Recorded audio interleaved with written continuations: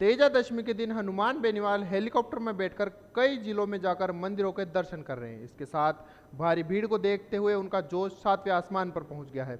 अपने समर्थकों को संबोधित करते हुए बेनीवाल कह रहे हैं कि बिना किसी पद के भी हेलीकॉप्टर में घूम रहा हूं, चंदा भी नहीं ले रहा हूं, भीख भी नहीं मांग रहा हूं, लेकिन फिर भी हेलीकॉप्टर उड़ा रहा हूं। मैं हेलीकॉप्टर में घूम रहा हूं, कई लोगों के पेट में दर्द है, हेलीकॉप्टर क्यों घूम रहा है? किराया तुम थोड़ी दे रहे हो, मैं जुगाड़ कर रहा हूं, चाहे कैसे ही करो, लूट खसोट नहीं कर रहा हूं, चंदा भी नहीं मांग रहा हूं, रो भी नहीं रहा हूं, भीख भी नहीं मांग रहा हूं, फिर भी हेलीकॉप्टर उड़ा रहा हूं। है ताकत मेरे अंदर। वीडियो में बेनीवाल का जोश देखते हुए बन रहा है और वह लगे हाथ अपनी पार्टी का भी प्रचार कर रहे हैं। वे दावा ठोक रहे हैं कि 2028 में उनकी पार्टी को अच्छे वोट मिलेंगे अगर जाट समाज उनके साथ खड़ा रहेगा तो।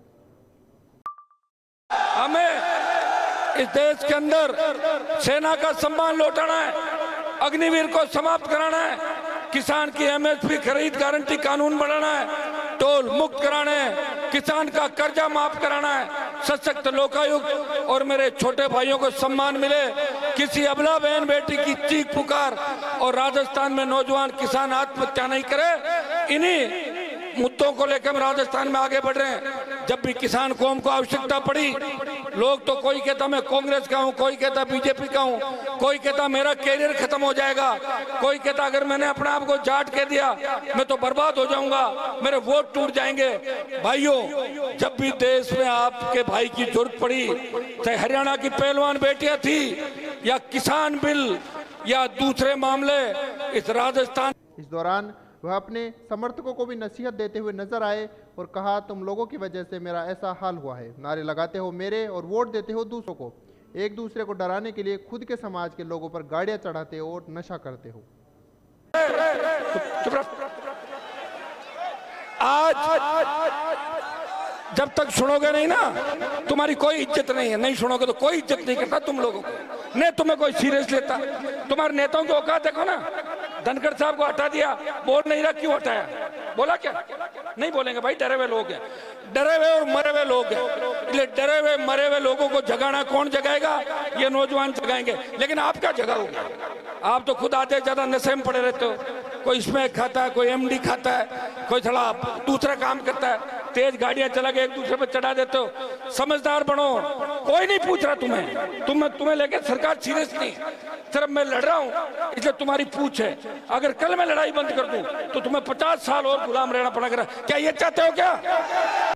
बेनीवाल ने मंच से कहा कि राज ऐसे नहीं मिलेगा, छीनना पड़ेगा, क्योंकि सत्ता के लिए संघर्ष करना पड़ता है और आप लोग मेरा साथ दोगे तो आने वाले विधानसभा चुनाव में कई सीटों पर चुनाव जीत सकते हैं। 28 में किशनगढ़ में भी चुनाव लड़ना है, पुष्कर में भी लड़ना है, तमाम सीटों पे लड़ना है और राजस्थान की सत्ता पे कब्जा करना है। मांगने से कोई राज नहीं देगा, राज को छीनना पड़ेगा। और आज मंच से कहा, मैं तो तुम्हारा भाई हूं, इसलिए ध्यान रखा करो। आप सभी तो मेरे लिए नारे लगा रहे हो और जब जरूरत होगी तब साथ नहीं देते हो। अगर आप मेरे साथ खड़े होंगे तो मुझे कोई झुका नहीं सकता। क्यों ऐसे टूट रहे हो? क्या देखा नहीं क्या मुझे? हमेशा बीच में तो रहता हूँ आपके। तुम तो ऐसे भागते हो जैसे कोई फिल्मी हीरोइन आ गई उसको पकड़ ले, ऐसे भागते हो। अच्छा, मैं तो तुम्हारा भाई हूँ, तुम्हारे बीच ही रहता हूँ। इस तरह मत करो, उसको आराम की भी जरूरत है, वो परेशान भी रहता है, एक अकेला लड़ रहा है इस देश के अंदर। उसे ताकत दो, मजबूती दो। पंचायत चुनाव लड़ने है कि नहीं लड़ने हैं? कोई दम है क्या? सीटें जीतोगे, फूस करोगे? अभी तो फूस ही करता है वो मुझे, इसलिए बात कर लेंगे। तेजा समिति कर हमारे सारे जो समाज के लोग हैं, इनका हृदय से आभार। मेरे 3 प्रोग्राम हो रहे, इसलिए इजाजत चाहूंगा। बोले तेजा जी महाराज की धन्यवाद। बेनीवाल के यह सब वीडियो देखकर लग रहा है कि अब आने वाले पंचायत चुनाव में वे ताल ठोकेंगे।